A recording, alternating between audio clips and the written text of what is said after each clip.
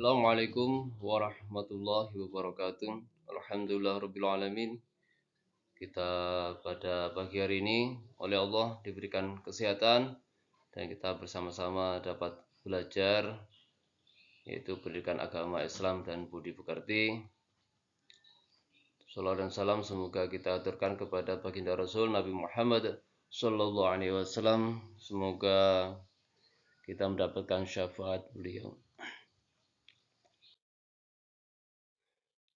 Hari ini kita akan belajar di bab 1 Al-Quran dan Hadis sebagai pedoman hidup. Al-Quran merupakan pedoman hidup umat Islam yang selalu digunakan hingga akhir zaman. Selain Al-Quran yang menjadi pedoman, ada hadis-hadis Nabi yang menjadi pendukung dari penjelasan Al-Quran. Disebutkan dalam surat An-Nisa yang akan kita bahas pada pagi hari ini. A'udzubillahi minasyaitonirrajim. Bismillahirrahmanirrahim. Ya ayyuhalladzina amanu atiullaha wa atiur rasulah wa ulil amri minkum fa in tanaza'tum fi syai'in farudduhu ila Allahi wa rasuli in kuntum tu'minuna billahi wal yawmil akhir dzalika khairu wa ahsanu ta'wila. Yang artinya, wahai orang-orang yang beriman, taatilah Allah dan taatilah Rasul Muhammad SAW dan ulil amri pemegang kekuasaan di antara kamu. Kemudian, jika kamu berbeda pendapat tentang sesuatu, maka kembalikanlah kepada Allah dan Rasul. Jika kamu beriman kepada Allah dan kemudian yang demikian itu lebih utama bagimu dan lebih baik akibatnya. Kandungan surat An-Nisa yang telah dibaca tadi yaitu keharusan bagi setiap mukmin dan muslim untuk taat kepada Allah Subhanahu wa taala, Rasul dan kepemimpinannya. Ketaatan dan kepatuhan yang dilakukan hendaknya didasari atas keimanan yang bersumber dari Al-Quran dan hadis. Keharusan menaati pemimpin yang benar, yakni pemimpin yang perintah dan tindakannya tidak bertentangan dengan nilai-nilai yang terkandung dalam Al-Quran dan hadis. Selama pemimpin memerintahkan kebenaran, wajib hukumnya untuk ditaati dan dipenuhi, begitu pula sebaliknya.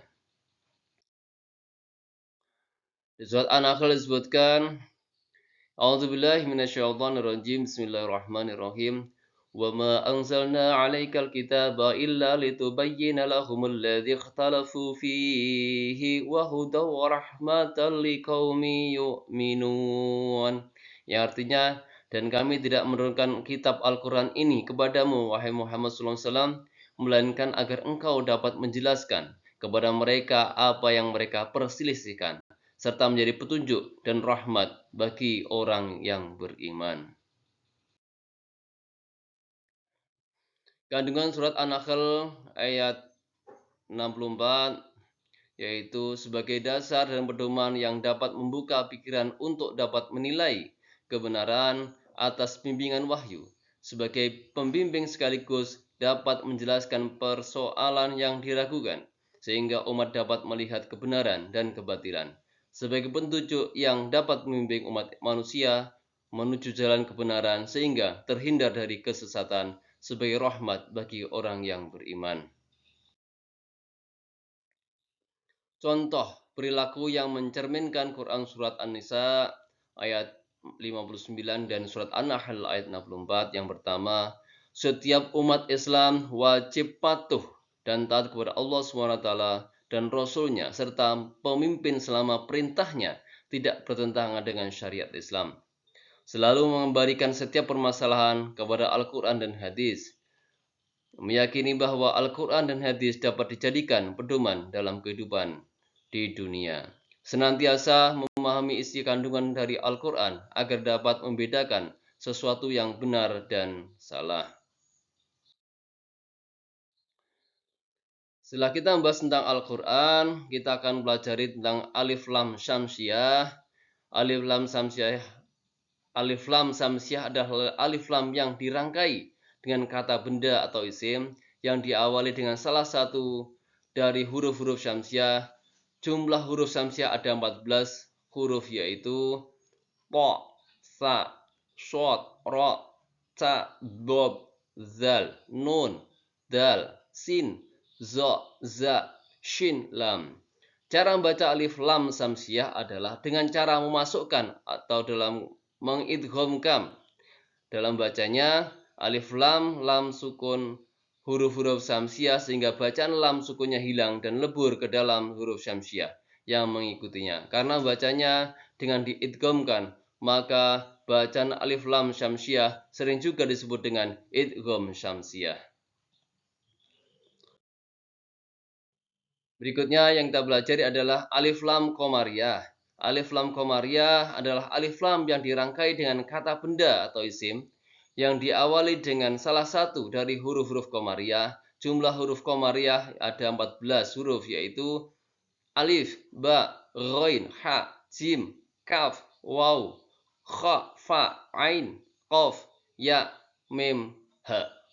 Cara membaca alif lam qamariyah harus jelas, izhar, yakni tetap terlihat bacaan lam sukunnya. Karena itulah hukum bacaan alif lam qamariyah sering disebut dengan izhar qamariyah.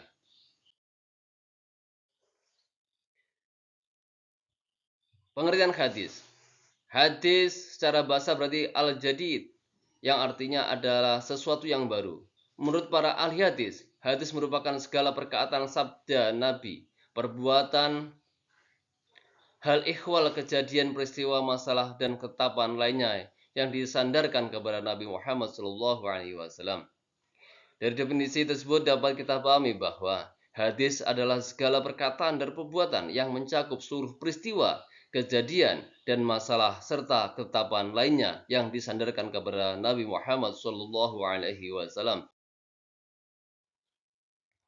Bentuk hadis. Hadis ada 3 bentuk. Yang pertama, hadis qauli adalah hadis yang berisi tentang segala perkataan Nabi Muhammad SAW berupa tuntutan dan petunjuk syara, peristiwa dan kisah-kisah baik yang berkaitan dengan aspek akidah, syariah maupun akhlak. Hadis fi'li adalah hadis yang berisi tentang segala perbuatan Rasulullah SAW pada saat itu menjadi panutan para sahabat dan menjadi keharusan bagi semua umat Islam yang mengikutinya. Hadis takriri adalah hadis yang berupa ketetapan Nabi Muhammad SAW terhadap apa yang datang atau yang dikemukakan oleh para sahabatnya. Dan selanjutnya beliau membiarkan atau mendiamkan perbuatan tersebut tanpa menyampaikan apakah beliau membenarkan atau menyalahkannya. Yang ke-13, kualitas hadis. Hadis yang pertama adalah hadis sahih.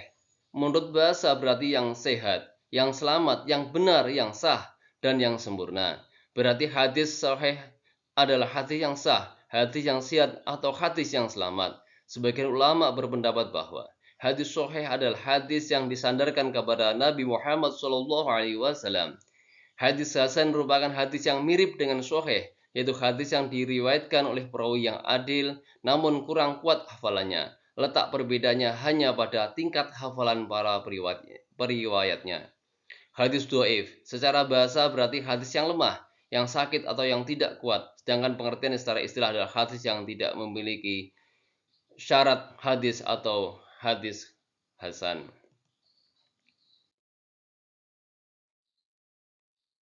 Fungsi hadis, fungsinya adalah bayan takrir atau memperjelas isi Al-Quran. Hadis yang berfungsi menegaskan atau menguatkan terhadap apa yang telah ditetapkan dalam Al-Quran, sehingga maknanya lebih jelas dan tidak perlu dipertanyakan lagi. Yang B, hadis tafsir, yaitu menafsirkan isi Al-Quran. Hadis yang memberikan penafsiran terhadap ayat Al-Quran yang maknanya samar, merinci ayat yang maknanya masih bersifat umum. Bayan tashri, memberi kepastian hukum. Hadis yang berfungsi memberi kepastian hukum yang tidak dijelaskan dalam Al-Quran. Bayan tabdil atau membatalkan. Hadis yang berfungsi membatalkan ketentuan lama diganti dengan ketentuan yang baru karena lebih sesuai dengan keadaan. Nah, itulah yang kita akan pelajari pada pagi hari ini. Semoga memberi manfaat kepada kita semuanya. Kita tutup bersama. Wassalamualaikum warahmatullahi wabarakatuh.